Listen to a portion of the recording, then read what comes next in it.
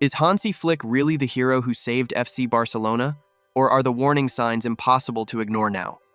One season ago, this team looked fearless and unstoppable. Today, the same system looks risky and exposed. So what actually changed, and who deserves the credit or blame? Let's be honest about Hansi Flick, without emotion and without excuses. Let's answer the big question first. Is Hansi Flick doing a good job at Barcelona?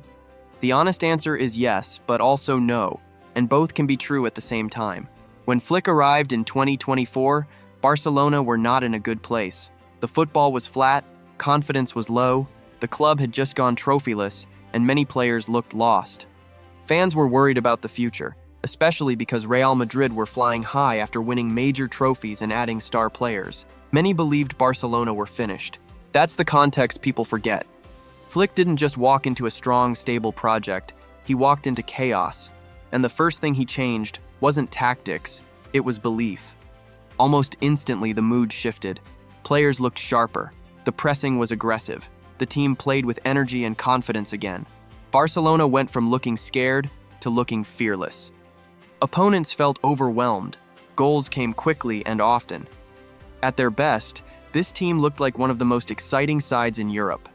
Some players completely revived their careers. Ferran Torres looked useful again. Eric Garcia became flexible and reliable in multiple roles, and Rafinha transformed into a superstar, producing world-class performances week after week. This didn't happen by accident. Flick deserves huge credit for that, but here's the problem. Even when Barcelona were winning trophies and scoring for fun, the cracks were already there. They were conceding chances, big chances, again and again. The difference back then was simple. Barcelona scored so many goals that it didn't matter. When you score 3 or 4 every game, defensive mistakes get ignored. They get brushed aside. They get forgotten. Now that the goals have slowed down, those same issues are impossible to hide. One pattern keeps repeating. Barcelona start games slowly. They concede early. They chase matches. Sometimes they recover, sometimes they don't. There were matches where Barca were lucky not to be 4 goals down by halftime. That should never happen at a club of this size. Even during their strongest run, conceding first almost felt normal. When everything clicked, they escaped. When it didn't, they collapsed. That's not bad luck. That's a system under stress. Flick's style is clear. High press, high defensive line, squeeze the pitch, take risks, trust the attack to outscore the opponent.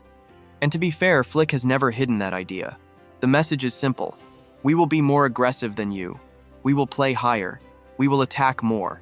The problem is not the idea. The problem is the execution. This system demands perfection. Every player must press at the right time. Every defender must hold the line together. One mistake breaks everything. And this season, mistakes are everywhere. Barcelona concede goals in the same way again and again. The ball goes wide. A runner goes in behind. A cutback follows. Goal. It's almost copy-paste. Why does this keep happening? Because the midfield gets bypassed too easily. When there's no pressure on the ball, the high line becomes dangerous. Defenders get exposed. Fullbacks keep attackers onside. Communication breaks down. This isn't just about the back four. It's a chain reaction. Midfielders arrive late. Pressing is half a second slow. The team becomes stretched, and suddenly, one pass destroys the entire shape. Yes, players like Frenkie de Jong get blamed a lot, but this is not about one player. Others, like Fermin Lopez and even defensive midfield options, have struggled out of possession.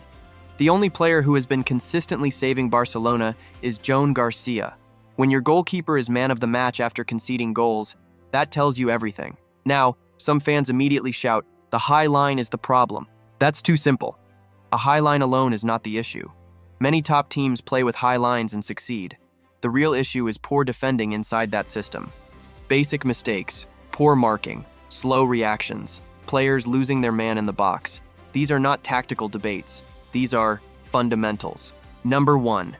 There were goals conceded where Barcelona had enough players back but still failed to defend properly.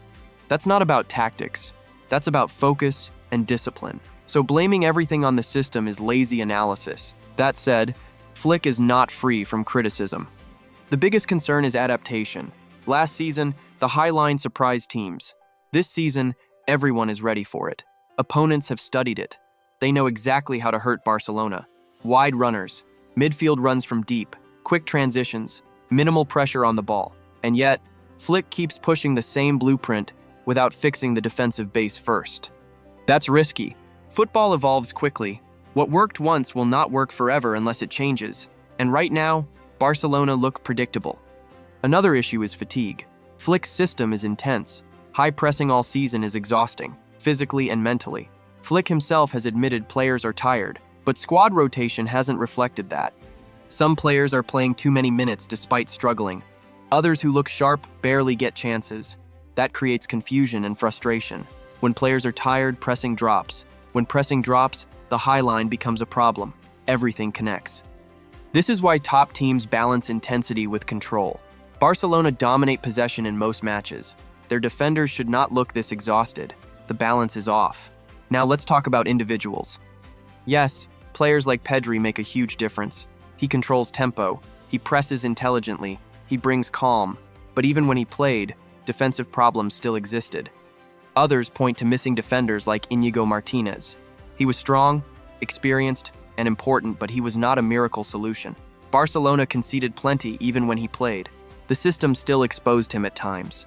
So no, one player will not fix everything. The truth is uncomfortable. Barcelona's defensive quality is not good enough for this system yet. To play this way, you need elite center-backs who can defend large spaces, read danger early, and recover quickly. Without that, every mistake becomes a goal.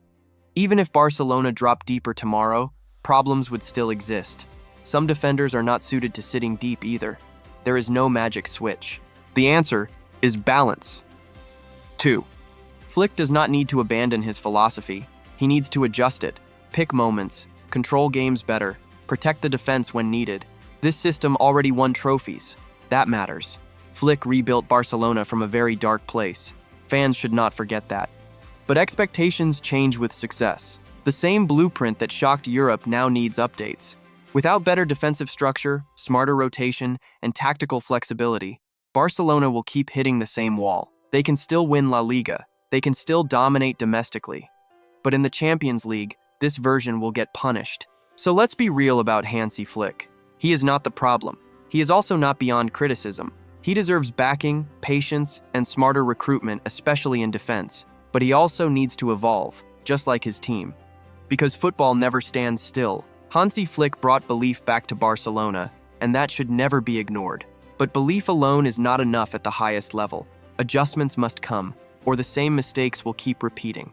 If you enjoyed this honest breakdown, make sure to like the video, subscribe to the channel, and turn on notifications so you don't miss the next one. Thanks for watching, and we'll see you in the next video.